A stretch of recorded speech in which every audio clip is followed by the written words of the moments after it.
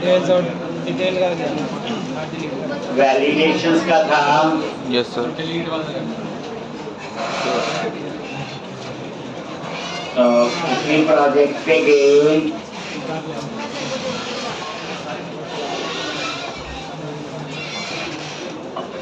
तो आसान सा है वैलिडेशंस का। आगे ये वैलिडेशंस यूज होती हैं प्रोजेक्ट में तब ज्यादा पता हो। तो अभी तक हमने डिलीट का लिखना है। तो एक बार ये स्टूडेंट कंट्रोलर पे गए, इसके इंडेक्स के व्यू पे जाओ, गो टू व्यू, और यहाँ डिलीट के लिए क्या कहानी है। तो हमने इनपुट टाइप सबमिट ये लगाया हुआ बटन, जब सबमिट करोगे तो वो क्या करेगा, डिलीट नाम का एक्शन ढूंढे। किस नाम का? डिलीट।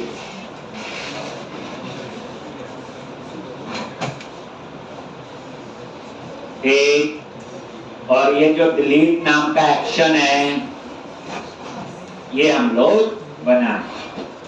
कैसे करते हो आप लोग? कंट्रोलर पे गए और यहाँ पे जैसे डिटेल है तो वहीं पे पब्लिक एक्शन रिजल्ट डिलीट, और इसमें एक पैरामीटर है आईडी। ठीक। और ये जो आईडी है, ऐसे नहीं भी कुछ भी लिख दो, ये है आईडी पैरामीटर।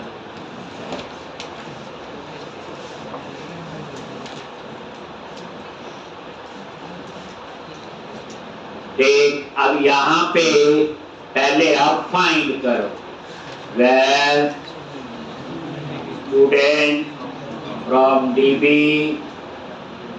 और क्या लिखोगे, context dot students dot find। जिसको डिलीट करना पहले उसे फाइंड करेंगे, फिर स्टूडेंट फ्रॉम DB, अगर नहीं मिला then return HTTP not found.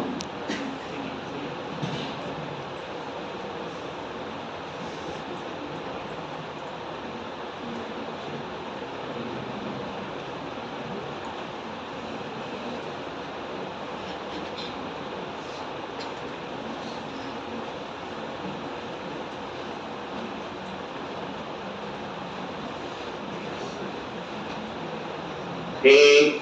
और यहाँ पे आप लोग क्या लिखोगे, context dot students dot remove और student from DB, context dot, फिर क्या लिखते हो, सेव चेंजेस, और डिलीट होने के बाद कहाँ जाना है, डिलीट डायरेक्ट टू एक्शन और नेम ऑफ इंडेक्स। तो ये आपको आता था, इसमें कुछ भी स्पेशल कोड नहीं।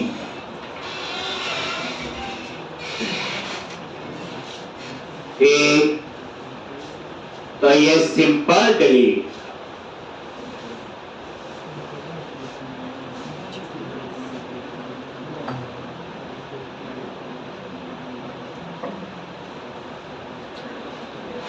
ब्रेक पॉइंट लगा लो और चेक भी कर। ब्रेक पॉइंट लगा दिया, डिलीट पे क्लिक करोगे, मैसेज आएगा पॉपअप में, वांट टू डिलीट डेटा। फिर ओके पे क्लिक करोगे तो वो डिलीट करेगा, कैंसिल पे क्लिक करोगे तो डिलीट नहीं।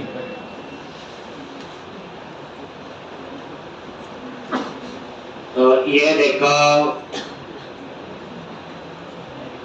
ओपन हो रहा है, लिख लो।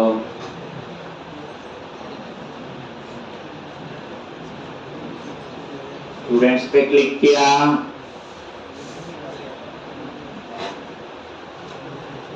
और ये डिलीट ये देखो कैंसल नहीं किया, ओके, और यहाँ पे आ, और ये आईडी होगा 4F10 और यहाँ पे नल है नहीं, तो रिमूव सेव चेंजेस और ये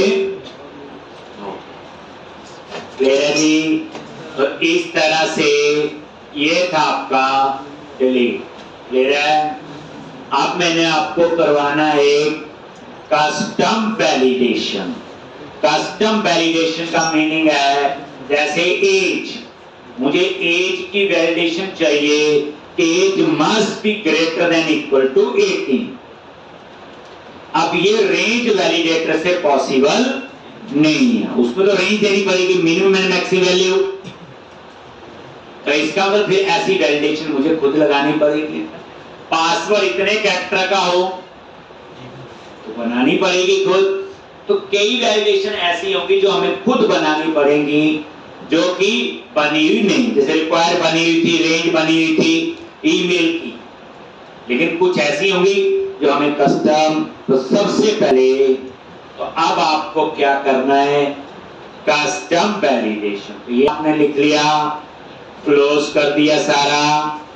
तो यहाँ पे कैसे बनाओगे, एक नया फोल्डर बनाओ प्रोजेक्ट में, कस्टम वैलिडेशन नाम से। पहली बात है, प्रोजेक्ट पे राइट क्लिक किया, ऐड न्यू फोल्डर, और फोल्डर का नेम दे दिया कस्टम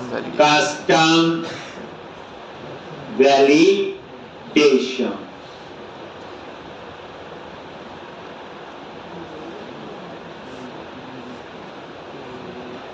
कस्टम वैलिडेशंस, और उसके बाद क्या लिखोगे, अब यहां पे एक मॉडल क्लास बनाऊंगा, एक एज वैलिडेशन नाम, कुछ भी नाम रख सकते हो। तो कस्टम वैलिडेशंस पे राइट क्लिक किया, ऐड क्लास, और यहां पे क्या लिखोगे, एज वैलिडेशन।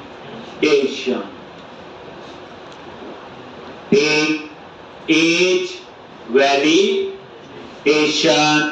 ऐड कर,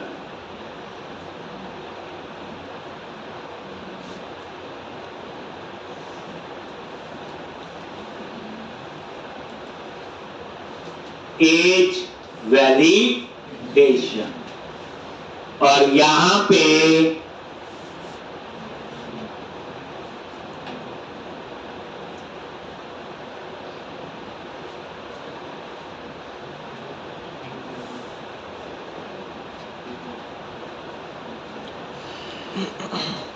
तो अब यहां पे आपने क्या करना है, ये देख, और यहां पे क्लास इनहेरिट करनी है। और याद रखना, मॉडल पे जैसे वैलिडेशन लगेगी है, जैसे रिक्वायर्ड है, मान लो रिक्वायर्ड पे F12 प्रेस करो, तो इसमें कौन सी क्लास इनहेरिट है, वैलिडेशन एट्रीब्यूट।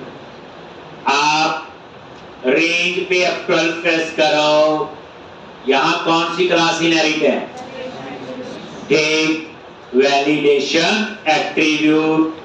आप ईमेल एड्रेस पे F12 प्रेस करो, टेक, और यहां पे इनहेरिटेड डेटा टाइप एट्रीब्यूट, और इस पे F12 प्रेस किया तो कौन सी है, तो वैलिडेशन एट्रीब्यूट इनकी मेन क्लास।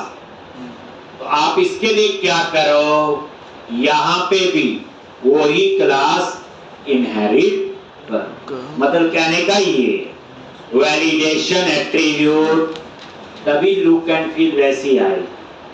और इसका नेम स्पेस ऐड कर लो, वही से system dot component model dot data annotation आ गया। यहां पे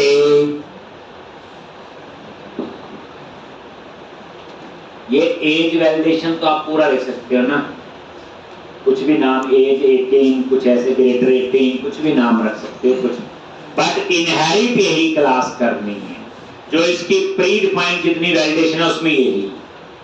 ताकि हमें यूज करते हुए ऐसे लगे कि नहीं ये सेम है। अब यहां पे आज एक और चीज आप सीखोगे, ओवरराइड। सुना हुआ? Overriding always use with inheritance. ये हमेशा इनहेरिटेंस में यूज होती है आपकी ओवरराइडिंग। ठीक, ऑलवेज यूज विद इनहेरिटेंस। तो ओवरराइड, तो ये इनहेरिट किया हुआ ना, वैलिडेशन एट्रीब्यूट। ठीक, किसको इनहेरिट किया हुआ आपने? Validation attribute. ये देखो, तो यहां पे ये देखो ओवरराइड, और ये देखो यहां पे ये मेंबर है। ओवरराइड क्या होती? देखो, एक क्लास बनाई एम्प्लॉय की, और उसमें आपने क्या किया कि मैक्सिमम एम्प्लॉय का जो अलाउंस है दैट इज 30%, पर कुछ एम्प्लॉय होंगे मैक्सिमम मतलब 90% से ज्यादा का 30% है, बट 10% एम्प्लॉय ऐसे हैं, किसी का 15% भी हो सकता है, किसी का 20 भी। तो हम ये क्या करते हैं, एक मेथड बना देंगे कैलकुलेट अलाउंस, और उसमें कैलकुलेशन फॉर्मूला लिख देंगे 30%, क्योंकि 90% का वही है। लेकिन कुछ ऐसे हैं जिनका इससे कम भी हो सकता है, ज्यादा है, तो उस केस में हम लोग मेथड को ओवरराइड कर देते हैं, और वहां पे जो आपका अलाउंस है वो हम लोग जैसा चाहें हम लोग कर सकते हैं। तो वो टेक्निक होती है आपकी ओवरराइडिंग। तो ओवरराइडिंग हमेशा इनहेरिटेंस में यूज होता है। पहली बात तो यही है, ओवरराइडिंग या ओवरराइड कर सकते हो।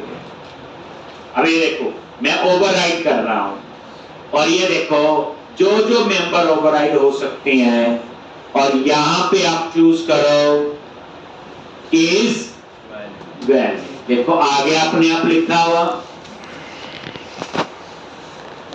एक इज वैलिड, ये दोबारा देख लो, ओवरराइड लिखा, कई मेथड आ रही है, यहां पे आपने सेलेक्ट करना है इज वैलिड, ये वाला, एंटर प्रेस करो। पहली बार सारा ब्लॉक बन के खुद आ गया। दूसरी बात ओवरराइड कीवर्ड आ रहा है, नॉर्मल नहीं आता ओवरराइड।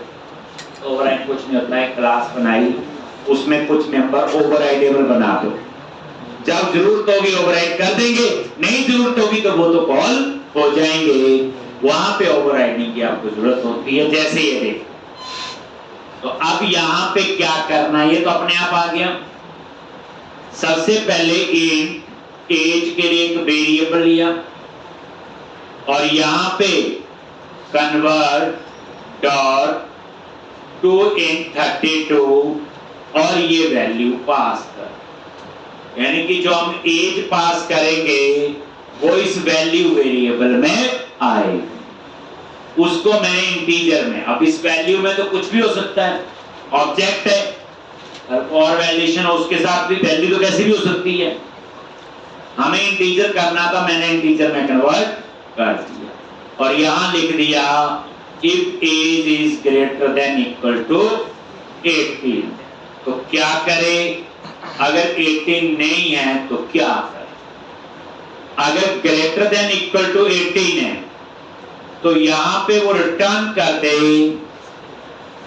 ठीक, और यहां validation result dot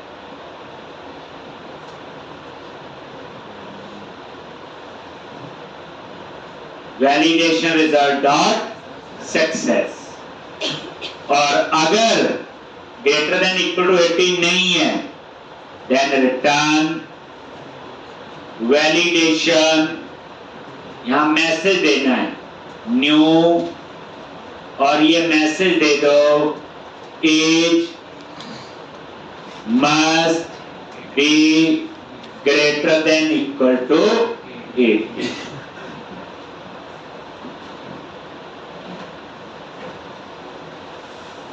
as must be greater than equal to 18,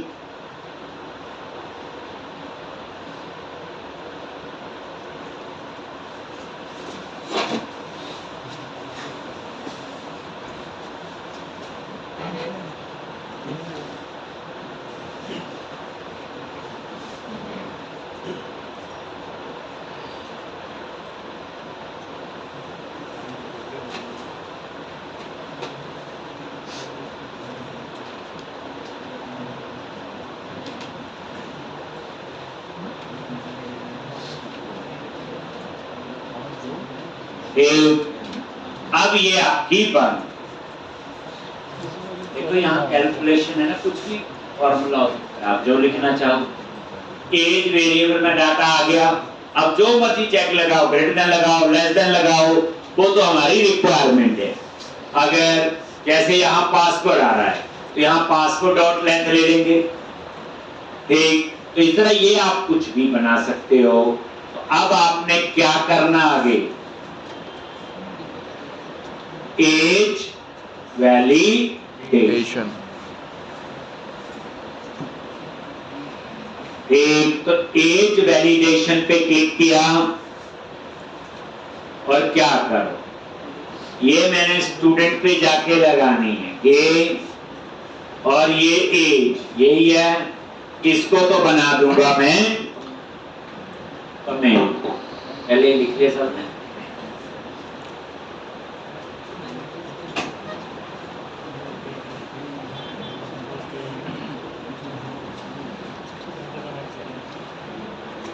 बस अब इसको अप्लाई करना है। अप्लाई नॉर्मल वैलिडेशन की तरह ही होगा, जैसे रिक्वायर्ड है, रेंज है या कोई और।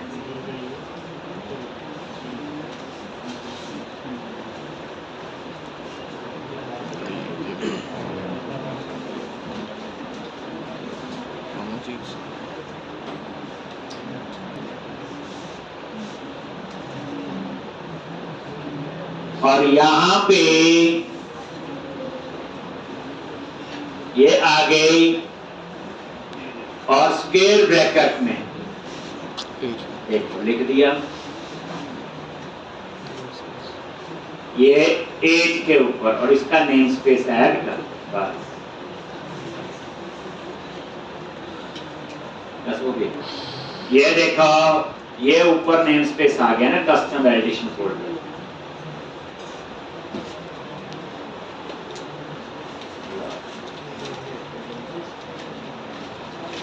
बस हो गई।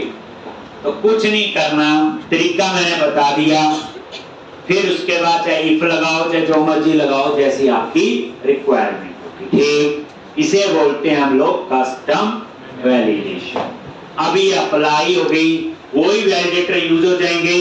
तभी मैंने वहां कौन सी क्लास बनाई, वैलिडेशन एट्रीब्यूट, ताकि वैलिडेशन तो अपनी बनाई, लॉजिक तो मैं अपना लिखा, लेकिन स्ट्रक्चर हमने उसका ही पूरा यूज। वहां जो मर्जी लॉजिक लिखो, जब वैल्यू आपके पास आ गई, वो क्या रिक्वायरमेंट है वो आप पे वेरी करता है। तो अब आप इसे रन करोगे और एक बार ये चेक कर,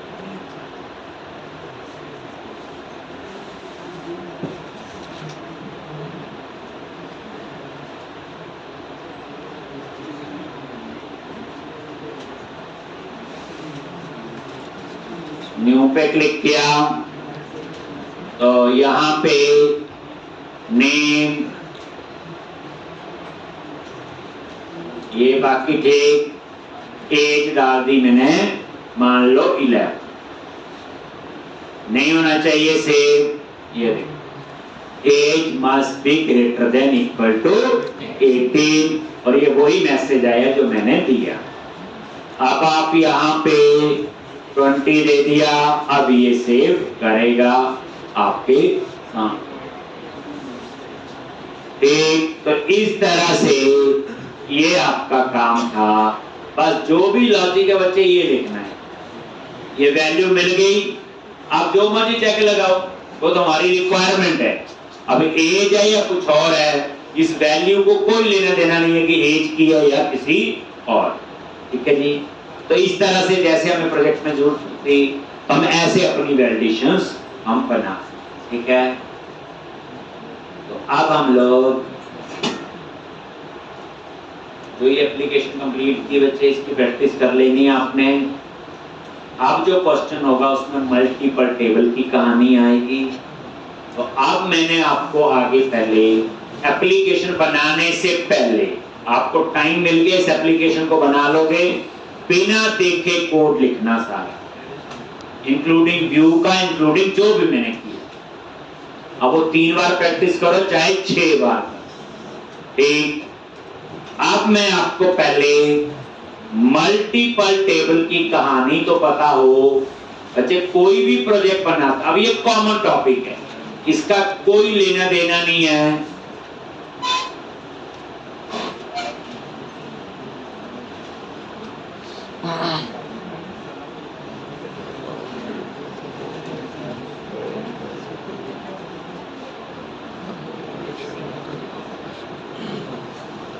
एक मतलब ये है, इसका कोई लेना देना नहीं है आपका .NET के साथ या किसी के साथ। जैसे बच्चे आप प्रोजेक्ट बनाते हो तो सबसे पहले क्या होता है, डाटाबेस डिजाइन होता है। अगर हमारा डाटाबेस ही ठीक डिजाइन नहीं तो सीधी आओ सेव अपडेट ले, उसका कोई फायदा नहीं। डाटाबेस तो प्रॉपर डिजाइन होना चाहिए। तो बस चल गया इतने दिन में आपको पढ़ते हुए, अगर यही ना पता हो कौन से टेबल कौन से मेंबर होंगे तो हम लोग इस चीज को सीखने का फायदा 0%।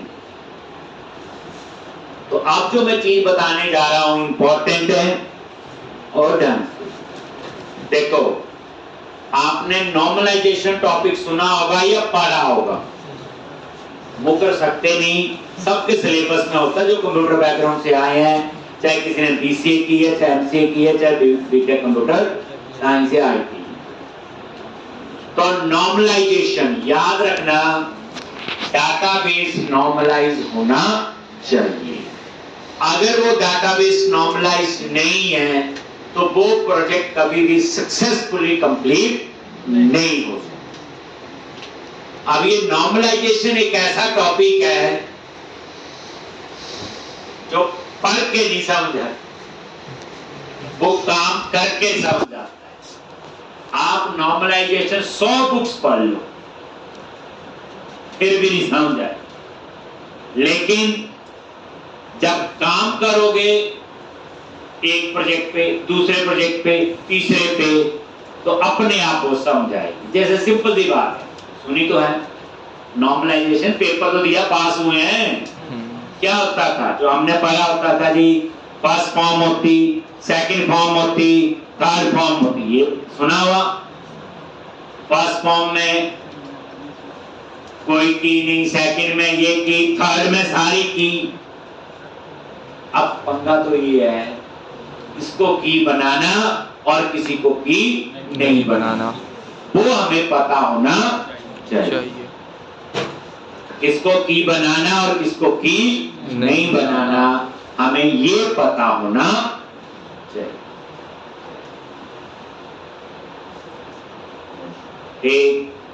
उसके लिए जो मैं अब सिखाने जा रहा हूं आपको, तो हम लोग 2 सैंपल डाटाबेस बनाएंगे।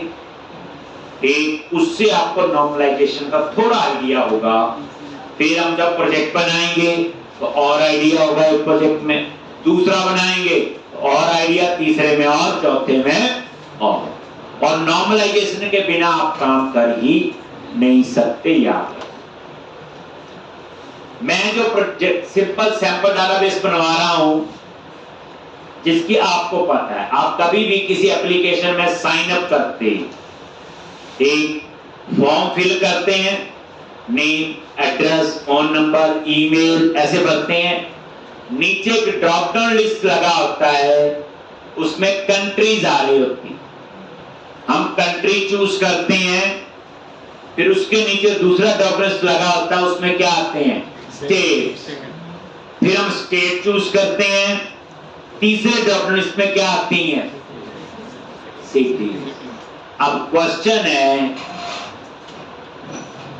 अगर मैं यहां ड्रॉप डाउन लिस्ट ना लगाऊं, सिंपल टेक्स्ट बॉक्स लगा दूं तो क्या प्रॉब्लम? बंदा जो साइन अप कर रहा है नेम के लिए टेक्स्ट बॉक्स होता, एड्रेस के लिए टेक्स्ट बॉक्स, फोन नंबर के लिए टेक्स्ट बॉक्स, ईमेल के लिए टेक्स्ट बॉक्स, कंट्री के लिए भी लगा दो, स्टेट के लिए भी लगा दो, सिटी के लिए भी लगा दो।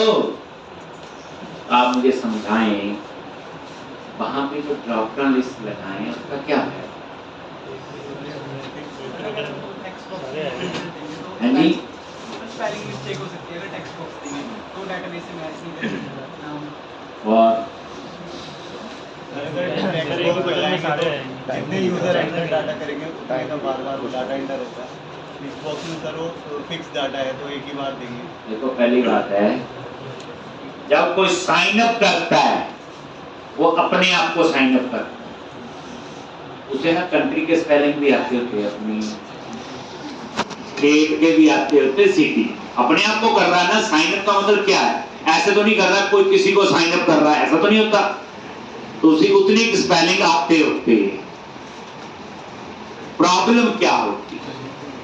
मान लो एक बंदे ने साइन अप किया, नेम एड्रेस लिखा, कंट्री इंडिया लिख दिया, स्टेट पंजाब, सिटी लुधियाना लिख दिया, ठीक है। एक पर्सन और आया, उसने साइन अप किया कंट्री इंडिया, स्टेट पंजाब, पर उसने पंजाब ना पूरा नहीं लिखा, पीवी डॉट लिख दिया। अब है तो ठीक है। और ऐसे ही सिटी जो है लुधियाना लिखना था, उसने शॉर्ट में क्या लिख दिया? एलडीएच। अब कंप्यूटर को थोड़ी पता कि एलडीएच लुधियाना नहीं। ऐसे ही तीसरा बंदा आया, कंट्री भर दी, स्टेट पूरा पंजाब लिख दिया, सिटी अमृतसर पूरा लिख दिया। एक और आया, उसने अमृतसर की जगह एएसआर लिख दिया। चलता ही। और प्रॉब्लम कब आएगी? सेव हो गया, सब हो जाएगा। कल को जिस एप्लीकेशन में साइन अप किया, मान लो याहू में, उन्होंने देखा लुधियाना से कितने लोगों ने रजिस्टर किया, तो फिर वहां सर्च मैच नहीं होगी। अब कंप्यूटर को थोड़ी पता एलडीएच भी लुधियाना ही होता है, ठीक। अमृतसर कंप्यूटर को थोड़ी पता है एएसआर भी वही है, पंजाब तो कंप्यूटर को थोड़ा पीवी डॉट। तो आपकी जो सर्च है वो एक्यूरेट नहीं हो। समझ आई बात? तो ड्रॉपडाउन तो लगाने ही अच्छी बात है, ठीक। लेकिन उससे अच्छी बात यह है कि अब मैं जो उस पर समझाऊंगा तो हम लोग इसी का ही सैंपल डाटाबेस बनाएंगे। जब आप किसी वेबसाइट में साइन अप करते हैं तो कौन कौन से टेबल बन सकते हैं। जब भी प्रोजेक्ट बनाते हैं तो सबसे पहले क्या बनता है आपका? डेटाबेस। तो डेटाबेस में कौन कौन से टेबल बन सकते हैं? तो सबसे पहला टेबल बनाने जा रहे, ये मैं साइन अप का ही बता रहा हूं, टीबी कंट्री मतलब टेबल फॉर कंट्री। और इसमें दो कॉलम लूंगा, country code, data type int, और इसको बनाऊंगा प्राइमरी पीके। कंट्री नेम, वेरकेर और साइज सिर्फ।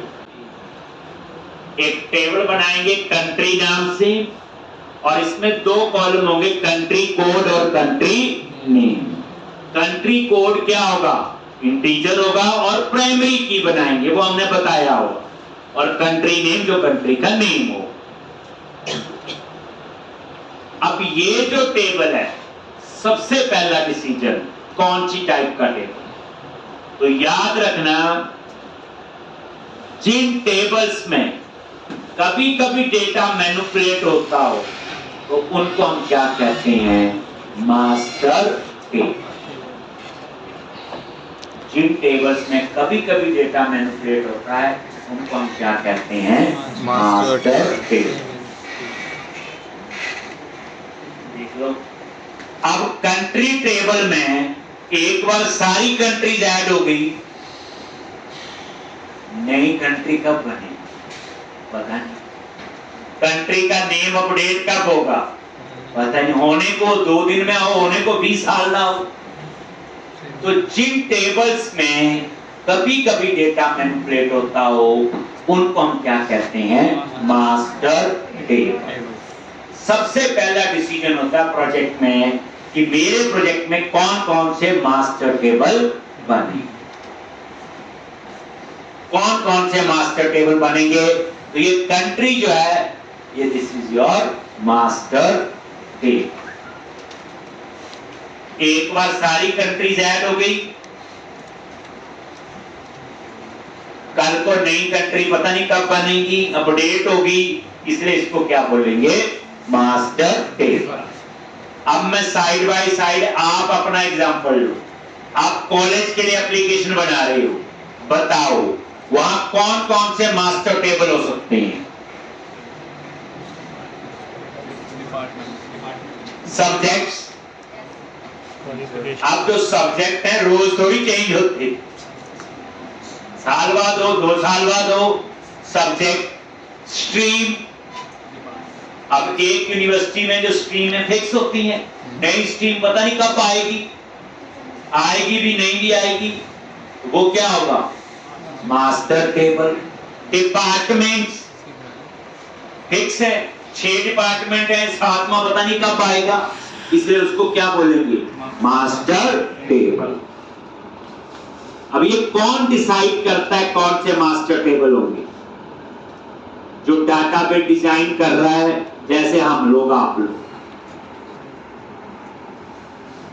आप क्लाइंट को नहीं पूछोगे, बता दे रहे प्रोजेक्ट में कौन कौन से मास्टर टेबल है, इतना आता था खुद नहीं कर लेता कोडिंग को। हाँ, आप उससे पूछ सकते हो, भाई डिपार्टमेंट जो है ये रोज ही नहीं बनते हैं, एक कि कभी कभी, नहीं अभी तो 10 डिपार्टमेंट है मेरे पास, 11वां पता नहीं कब बनेगा, ये कब हटेगा, तो आप समझाओगे इसको क्या बनाना है, मास्टर टेबल। अगर उसने बोला नहीं डिपार्टमेंट तो रोज ही बनते हैं, रोज ही जाते हैं, तो फिर वो मास्टर टेबल नहीं। तो सबसे पहला डिसीजन होता है डाटाबेस डिजाइन में कि मेरे प्रोजेक्ट में कौन कौन से मास्टर टेबल बनेंगे। जैसे ये कंट्री है, ये इसका मास्टर टेबल। आगे बड़ा इंपॉर्टेंट कंसेप्ट है बच्चों, पूरा ढंग से समझना। टीबी स्टेट,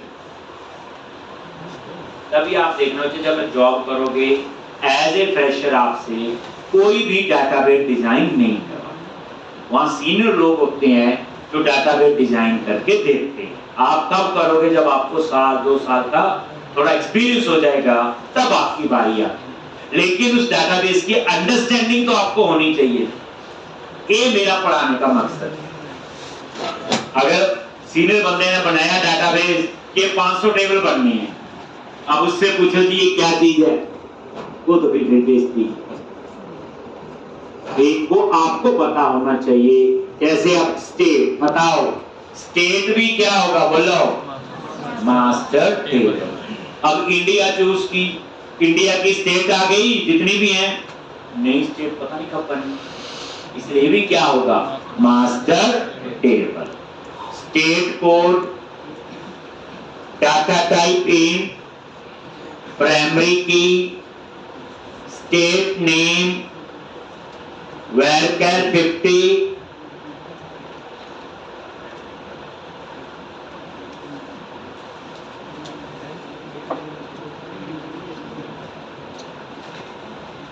state name,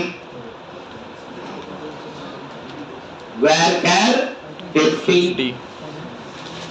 तो ये भी क्या होगा, मास्टर टेबल। लेकिन स्टेट तो किसी कंट्री के अंदर है, कैसे पता चलेगा ये इंडिया की स्टेट है या यूएस की है, क्या करोगे,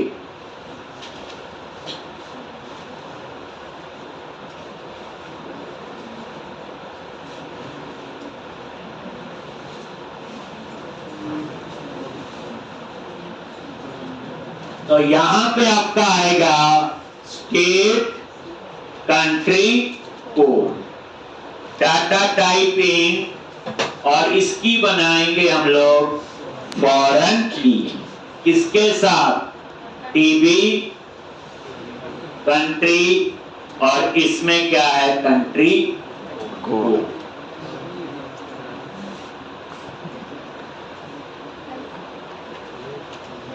ठीक,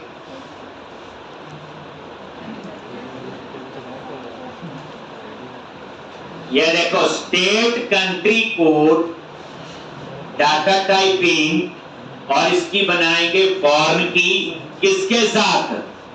कंट्री के अंदर जो कंट्री कोड।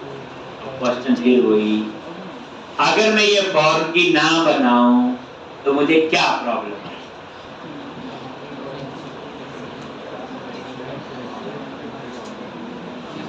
फॉर्म की हम क्यों बनाते हैं? तो याद रखना, हमारी रिक्वायरमेंट है कि स्टेट कंट्री कोड में, ध्यान से, वही कंट्री कोड एक्सेप्ट होने चाहिए जो कंट्री टेबल में है। कंट्री कोड में जो कंट्री टेबल में कंट्री कोड नहीं है वो स्टेट कंट्री कोड में एक्सेप्ट नहीं होना चाहिए। तो उसके लिए इसके ऊपर मुझे कोई कंस्ट्रेंट अप्लाई करना है। मेरी रिक्वायरमेंट है कि स्टेट कंट्री कोड में वही कंट्री कोड ऐड होने चाहिए जो कंट्री टेबल में है। अगर जो कंट्री कोड कंट्री में है ही नहीं और वो मैं यहां ऐड कर दूं तो डाटा गलत हो गया, डाटा फेलियर हो गया। मान लो कंट्री टेबल में अभी आपने 5 कंट्री डाली है, कंट्री का कोड मान लो 1 2 3 4 5, तो स्टेट कंट्री कोड में या तो 1 एंटर होगा या 2 3 4 या 5, लेकिन वहां 6 लिखो तो उसे एरर देनी चाहिए। भाई ये कंट्री कोड तो है नहीं, 8 लिखो, एरर देनी चाहिए। तो उसके लिए हमें इसके ऊपर क्या अप्लाई करना पड़ेगा? कंस्ट्रेंट। वैलिडेशन है ये। तो यहां पे हम कौन सा कंस्ट्रेंट अप्लाई करेंगे? फॉरेन की। और इसका रूल क्या है? फॉरेन की values must match with the primary की वैल्यू। फॉरेन की values must match with the primary की वैल्यू। अगर कंट्री कोड में वो कंट्री नहीं है और आप यहां एंटर करोगे तो वो हमें एरर देगा। क्या देगा वो? इसलिए हमें क्या बनानी पड़ेगी? फॉरेन की। अब सोचो, जो आप कहते थे रिलेशन बनाना है 2 टेबल को एक्सेस करने के लिए, पहले बच्चे पूरा मीनिंग पता हो, फिर तो हम इस आंसर 1 घंटा बोलेंगे इसके बारे में। मतलब प्रॉब्लम समझ आ गई।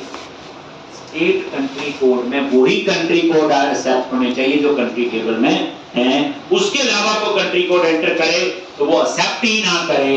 तो उसके लिए मुझे इसके ऊपर एक कंस्ट्रेंट अप्लाई करना पड़ेगा जिसका नाम है फॉरेन की। इसका मतलब फॉरेन की values must match with the primary की वैल्यू।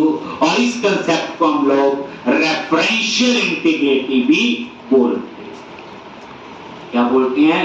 Referential integrity. एक यानी कि स्टेट कंट्री कोड में अब वही कंट्री कोड एक्सेप्ट होंगे जो कंट्री टेबल में है। तभी मैंने यहां फॉरेन की बनानी है। वो प्रैक्टिकल में बताएंगे किसके साथ बनानी? कंट्री टेबल के कंट्री कोड के साथ। और अगर मैं फॉर्म की नहीं बनाऊंगा तो यहां पे कंट्री कोड जो मर्जी डाली जाओ ये एक्सेप्ट करता जाएगा और कल को ये डाटा पूरा फेल होगी। जो कंट्री है ही नहीं और कंट्री कोड डाल देंगे तो खराब हो गया डाटा सारा। एक और फॉरेन की डुप्लीकेट हो सकती है, याद रखना। जैसे प्राइमरी की डुप्लीकेट नहीं हो सकती। जैसे मान लो एक कंट्री में 6 स्टेट हैं तो कंट्री कोड जो होगा 6 बार आ जाएगा ना सेम। तो फॉरेन की जो है वो डुप्लीकेट हो सकती है, प्राइमरी की डुप्लीकेट नहीं हो सकती। फॉरेन की एक टेबल पे मल्टीपल हो सकती हैं, प्राइमरी की एक टेबल पे एक ही हो सकती है। फॉरेन की एक टेबल पे मल्टीपल हो सकती है, वो भी आएगा। पर प्राइमरी की एक टेबल पे एक ही हो सकती है, एक से ज्यादा नहीं हो सकती। फॉरेन की में नल आ सकता है पर प्राइमरी की में नल नहीं आ सकता। डिफरेंस हो जाती है।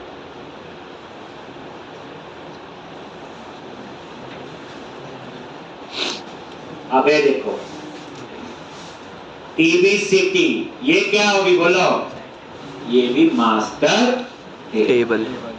अब सिटी रोज थोड़ी बनती, एक जो सिटी है रोज थोड़ी नहीं बनती। एक हाँ जी लुधियाना, अमृतसर, जलंधर, पता है सिटी किसी 10 होंगी, किसी में 15 होंगी, किसी में 50 होंगी। ठीक, तो सिटी भी क्या होगा आपका? Master table. तो city code, data type int, और क्या बनाएंगे? प्राइमरी की, सिटी नेम, वेरकर, साइज 50।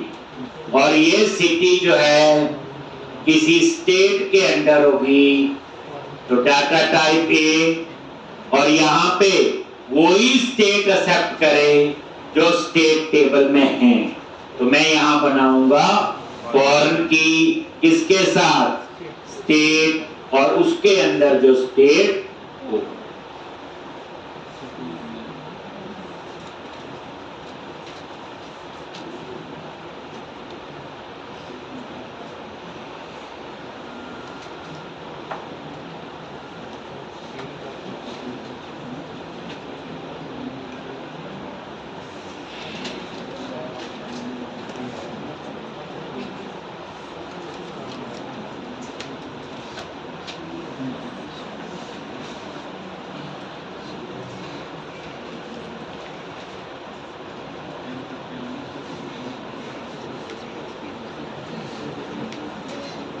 क्लियर है?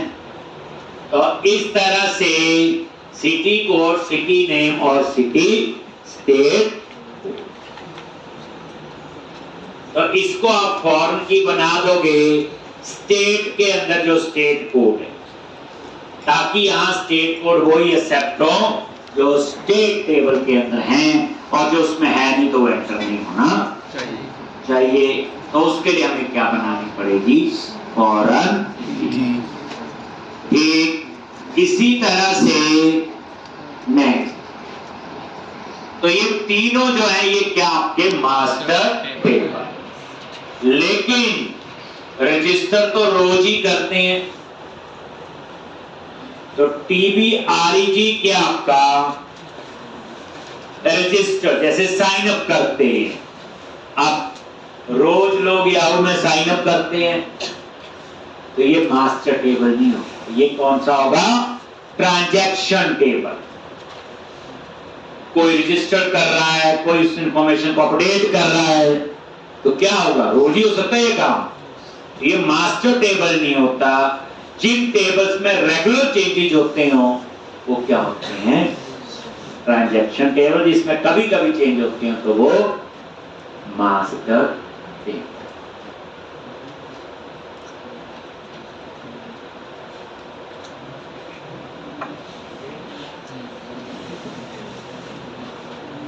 ठीक, जिसमें कभी कभी हो वो क्या होते हैं आपके मास्टर। जिसमें रेगुलर चेंजेस हो तो वो ट्रांजैक्शन टेबल।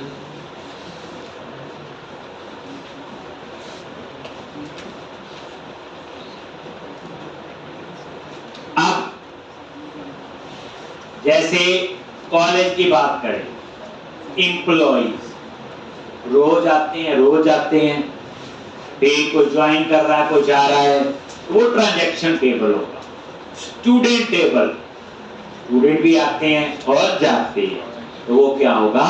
Transaction table. तो जिन टेबल्स में रेगुलर चेंजेस करते हैं वो कौन से होते हैं? Transaction table. जैसे REG कोड, डाटा टाइप इन, प्राइमरी की, जिसने रजिस्टर किया ये उसका नेम। इसी तरह से REG address, REG email, email,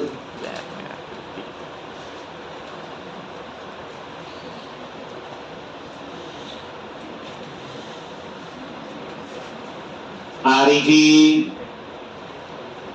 phone number. वैसे और भी इंफॉर्मेशन होती है, बताइए रजिस्टर में कितनी होती है, हमने इतनी डाल।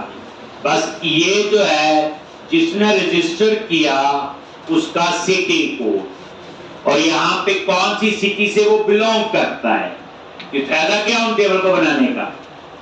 और ये सिटी कोड जो है वो ही एक्सेप्ट हो जो सिटी टेबल में है, तो क्या बनाओगे, फॉरेन की किसके साथ, टीबी सिटी, और उसमें क्या है, सिटी कोड।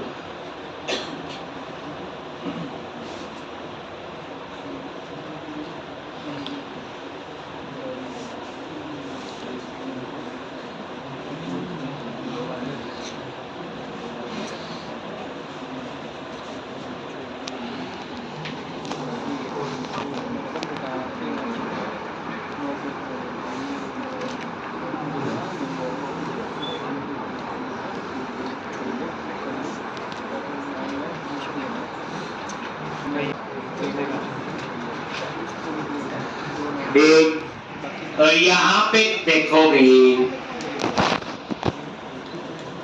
रजिस्टर किया उसका code, name, address, email, phone number और सिटी कोड। सिटी कोड को क्या बनाओगे आप लोग, फॉरेन, और इसमें वही सिटी कोड एक्सेप्ट होंगे जो सिटी टेबल में है, इसलिए हमें बनाना पड़ेगा।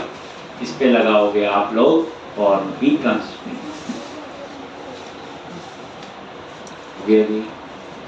समझ आ गया।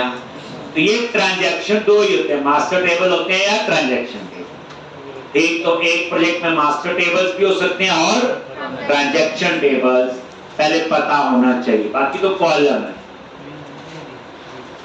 अब ये चीज जो मैंने डिजाइन की, ये आपको हो सकता है जब जॉब करो सीनियर पर्सन ने किया, तो शुरू में नहीं पता होता, ठीक, लेकिन इसके आगे की कहानी तो हमें पता होनी चाहिए, चाहे आप फ्रेश हो। जैसे अगर आपको ये डाटाबेस समझ आ गया है, जो 4 टेबल बनाए, ठीक, तो आप लोग इस पे मुझे बताओ, क्वेरी लिखनी है सीक्वल की सेलेक्ट। मुझे क्या चाहिए, जिन्होंने रजिस्टर किया मुझे उसका नेम चाहिए और उसका एड्रेस चाहिए, उसका ईमेल चाहिए, फोन नंबर, एक उसका फोन नंबर चाहिए, एक उसका सिटी कोड, कंट्री का नेम चाहिए, उसका स्टेट का नेम चाहिए, उसका सिटी का नेम। जिन्होंने रजिस्टर किया, जिसने रजिस्टर किया उसका नेम, एड्रेस, ईमेल,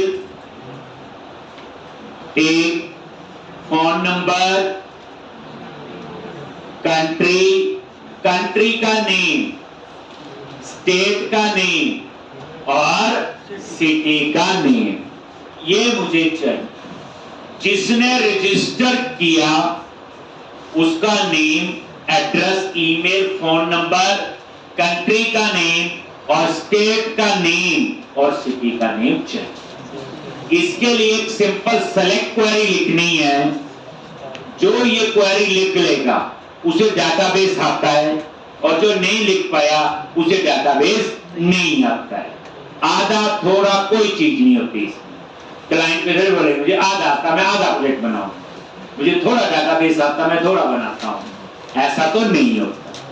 तो आप लोग यहाँ पे इसके लिए क्वेरी लिखो। लिखने के लिए पूरे 5 मिनट हैं और टाइम शुरू हो गया। जो क्वेरी लिख लेगा वो नोटबुक आगे पास करेगा, ठीक। अगर वो क्वेरी लिख ली तो डाटाबेस आता है, नहीं लिखी तो नहीं है। 10 सेकंड हो गए।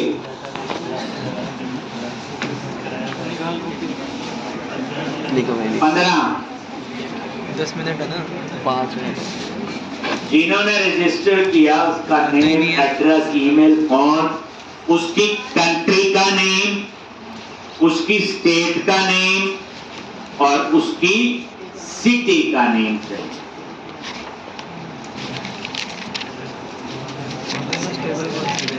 ये टेबल सिलेक्ट सेलेक्ट स्टार्ट तो लग ही नहीं सकते। सारा तो चाहिए। ये है कि कंट्री कोड कहाँ से उठाएगा, स्टेट और सिटी कहाँ से उठाएगा? क्या इधर वाले वो है, इनमें से उठा देना और वहाँ से लिंक है ऊपर। स्टेट और सिटी कहाँ से उठाएगा और कंट्री कहाँ से उठाएगा? वेयर क्लॉज से उठाएगा नेम देख, हमने सिर्फ इस टेबल में से निकालना है ना, टीवी रजिस्टर्ड है, इसमें देख कौन कौन से नेम है, एड्रेस है, ईमेल है, फोन नंबर है, स्टेट, कंट्री, स्टेट और वो कहाँ से निकालेगा? जिन्होंने रजिस्टर किया उसका नेम, सुंदर ध्यान से address, email, phone number, country का नेम, स्टेट का नेम और सिटी का नेम, एक ये सब मेरे को चाहिए। सिलेक्ट स्टार फ्रॉम टेबल हो गया। नहीं स्टार नहीं लगेगा।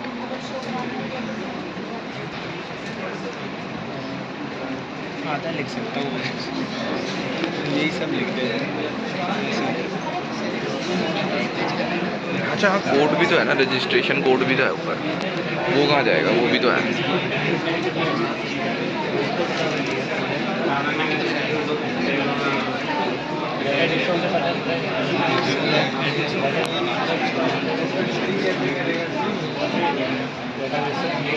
सारा तो नहीं चाहिए हमें, तो एक एक करके मेंशन करना पड़ेगा ना। अरे सर ने तो बोला अभी सारा चीज़, name, address, email, phone number, country, state. इसमें तो रजिस्टर कोड भी है, वो तो नहीं चाहिए हमें। ना वो तो तू रेफरेंस के लिए यूज़ करेगा ना। तो फिर सेलेक्ट स्टार में तो सारे 3 मिनट हो गए। वही तो मैं कह रहा हूँ, select star from table where code is equals to 2 है, वो मे भी यही होना चाहिए। जो लिख रहे वो नोटबुक पास कर दिया। जिन्होंने रजिस्टर कर दिया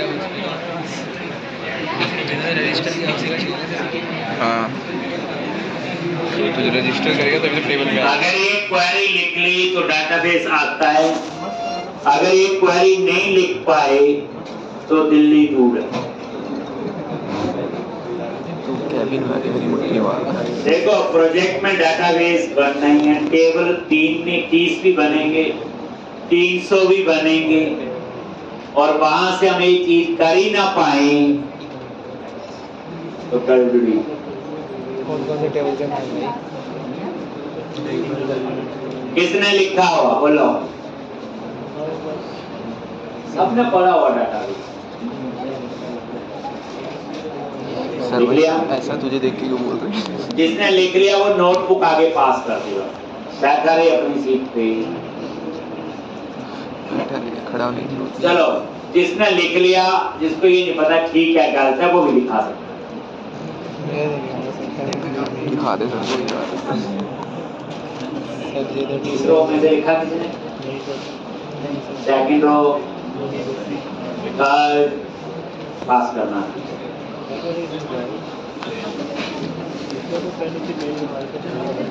इतना क्या सही है भाई, मेरा जितना लिखा है ले ले भाई वापस। सही है। और चलो इन्हें दिखाया तो सही।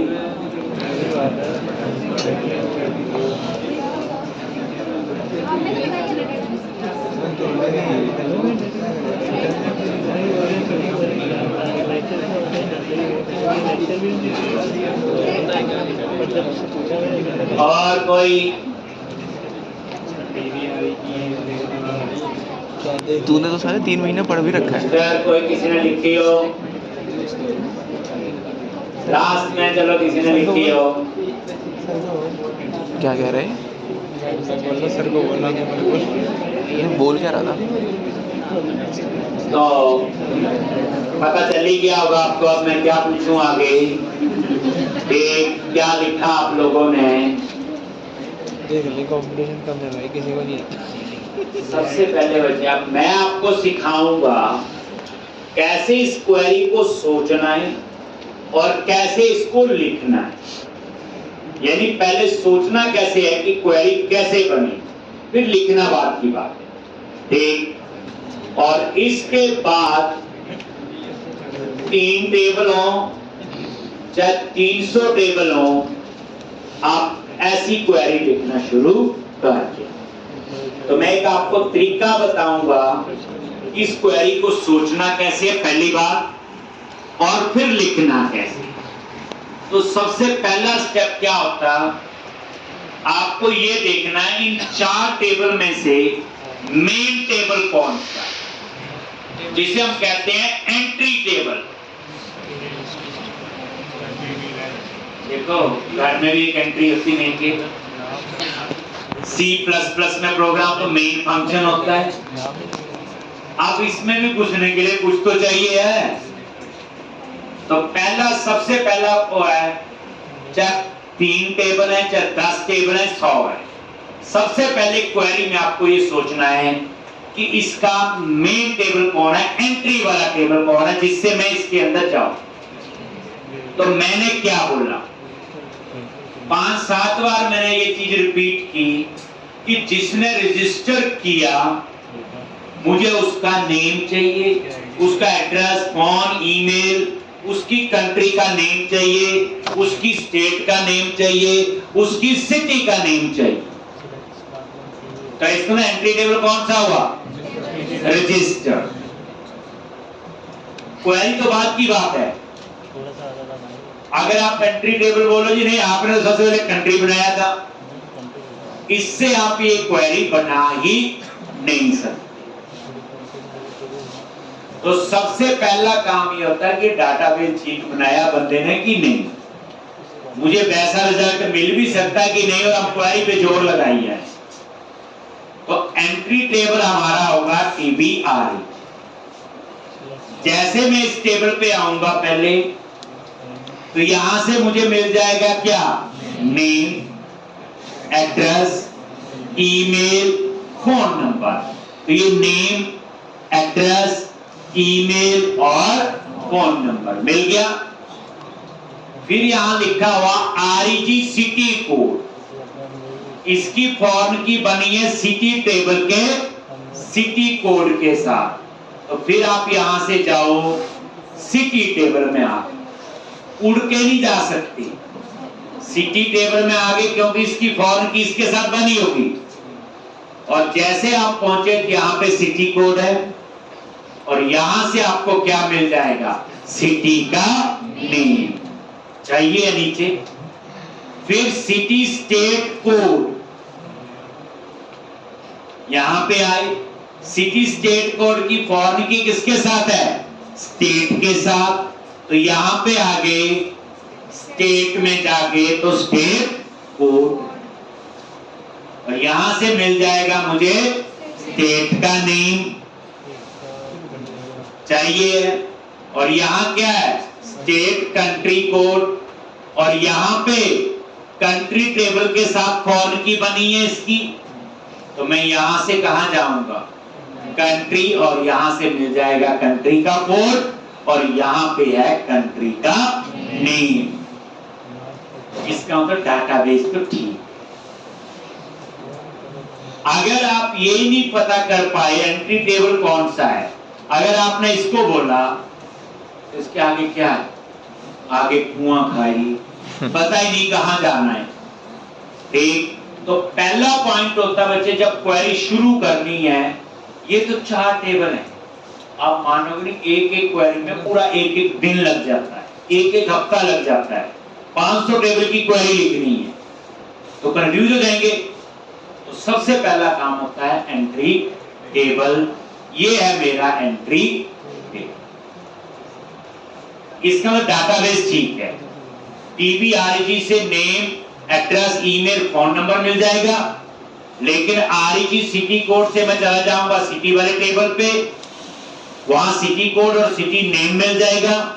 यहाँ पे सिटी स्टेट कोड है, यहां से चला जाऊंगा स्टेट वाले पे, वहां से स्टेट को नेम मिल जाएगा, और यहाँ पे स्टेट कंट्री कोड है, यहां से मैं चला जाऊंगा कंट्री कोड और कंट्री। लेकिन ये पॉसिबल तभी हुआ, ये डाटाबेस नॉर्मलाइज, किसको फॉरेन की बनाना था।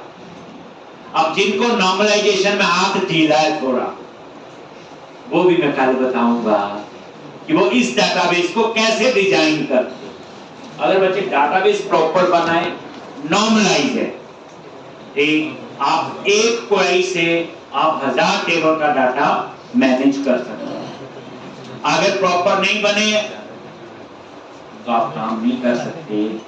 तो कल मैं आपको बड़ा इंपॉर्टेंट कंसेप्ट क्वेरी लिखनी कैसे है वो मैं सिखाऊंगा इसको, ठीक। और कल मैं एक और सैंपल डाटाबेस बनवाऊंगा 3-4 टेबल का, ठीक। और वो फिर आप लोग मेरे सामने ही बैठ के यहाँ पे बनाओ।